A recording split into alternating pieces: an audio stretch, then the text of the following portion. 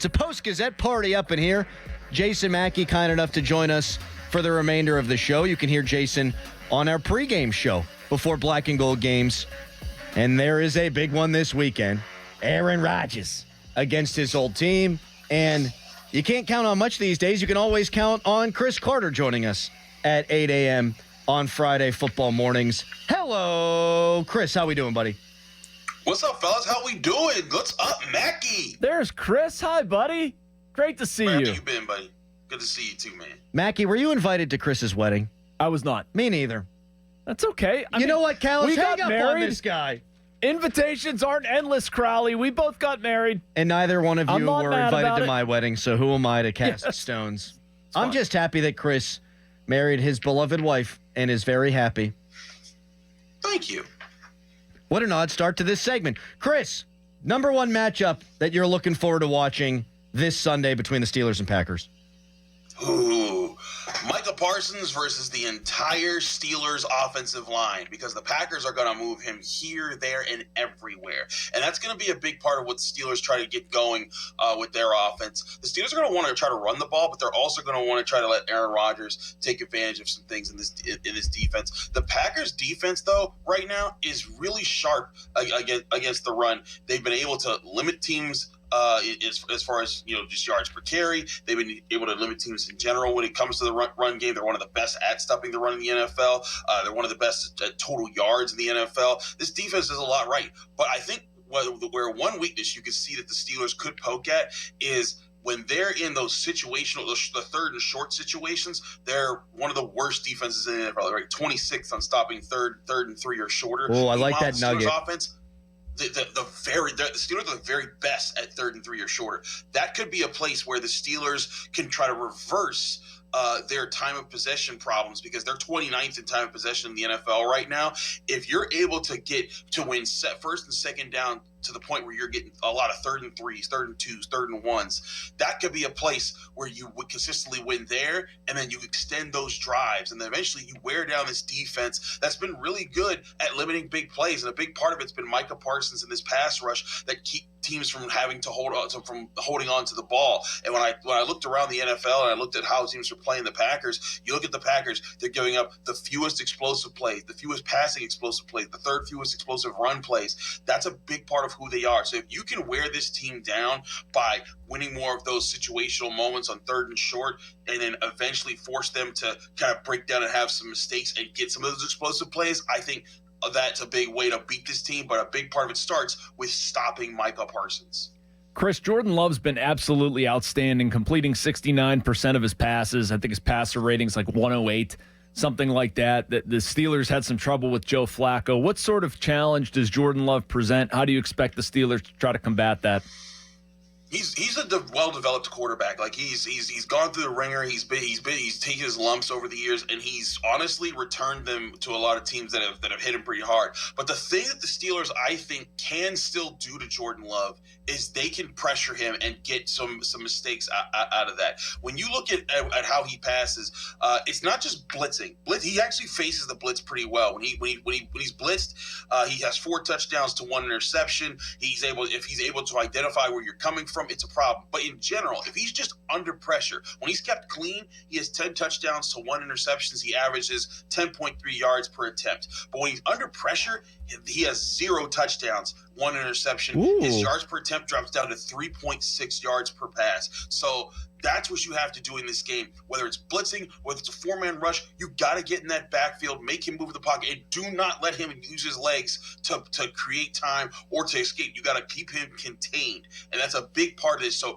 getting pressure on Jordan Love is huge, which is why stopping the run so that you can force him into situations where you can tee up more of your pass rushes is also huge. Chris Carter, the Post-Gazette, joining us in the Fan Hotline, presented by Sullivan Super Service, Pittsburgh's trusted plumbing and HVAC provider for over 50 years. Steelers playing in primetime on Sunday. Chris, I got to say, you're bringing the primetime goods right now, baby. You dropped 2 nuggets I didn't know anything about. The short yardage stuff there.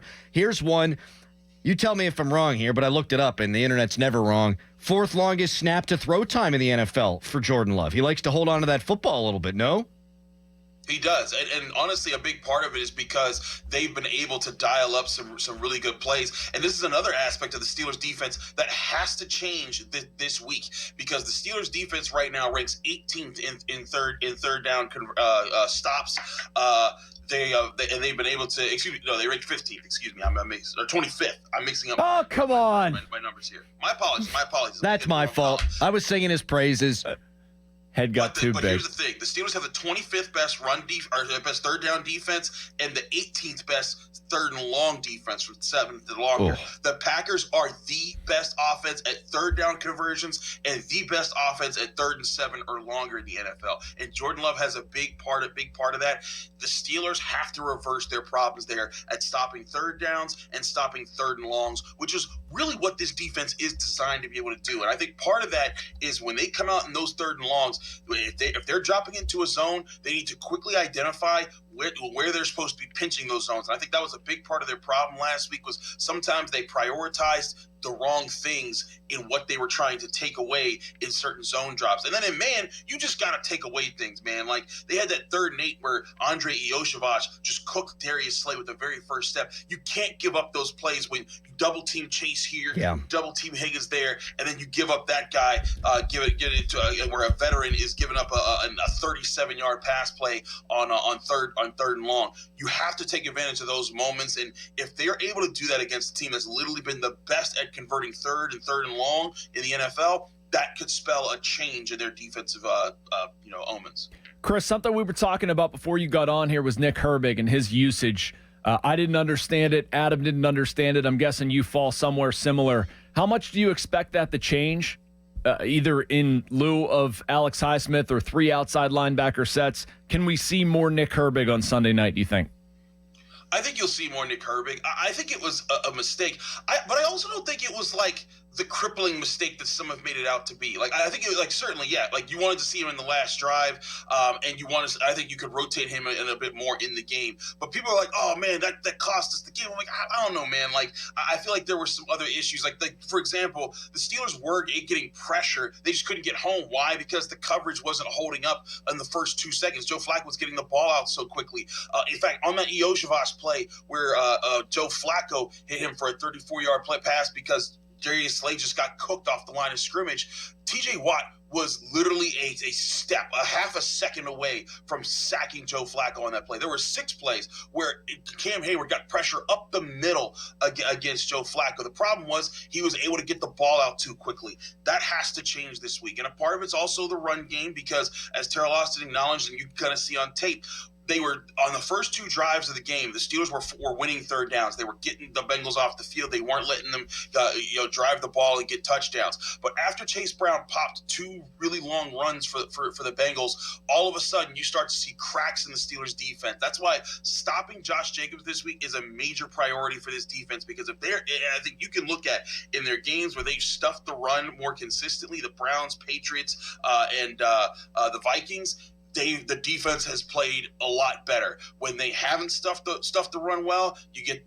3 30-point performances. Granted, the Seahawks was a big part of it was Caleb Johnson messing up on special teams, but you gave up 30 points to the Jets, 30 points to the Bengals, and the Seahawks ran all over you as well to create opportunities. That is a big key to this game, is stopping the run. Everyone's going to focus on the pass. That's very important, but you got to take away Josh Jacobs, and then I think the other things will fall into place. Last thing for Chris Carter of the Post-Gazette, not only do you break it all down with the film reviews and host a terrific podcast, the Locked On Steelers podcast, you're also down there reporting every day. So you were there when Aaron Rodgers was talking about this matchup. He says it's not a revenge game.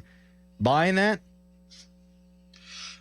I think it's more of a nostalgia game. I do believe that Aaron Rodgers does not hold the animus for the Packers that he did for the Jets earlier this season. Because remember, he told us, it's just football. And then after the game, he was like, those guys said a lot of things about me, and I was happy to drop 4 touchdowns on their heads. Like, you could feel that one was a lie. But he even said something. He said, absence makes the heart grow fonder about the Packers. And I think that when he steps back and he looks at his time in Green Bay, his time in New York, and now his time in Pittsburgh, he says, man, that was a good organization. That was a really bad organization, and now I'm back in a good organization. I can't be too mad at the Packers. And listen, he's still upset about, their GM taking Jordan Love. But one thing that when I talk to people that cover the Packers, and they tell me is that he may have been upset at management, but he was never upset with Jordan Love. He was a great mentor to him. He's always been complimentary to him. He's always been helpful to him because he wanted to be the quarterback to Jordan Love that Brett Favre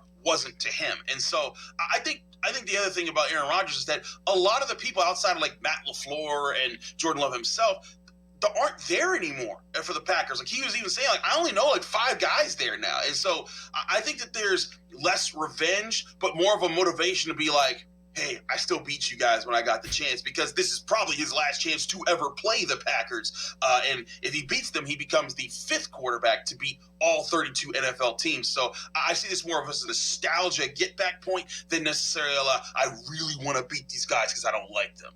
Chris, tremendous stuff as always, man. We look forward to these every Friday. We'll talk to you next week, buddy. Later, Chris. Thanks, fellas. What a man. One of the best.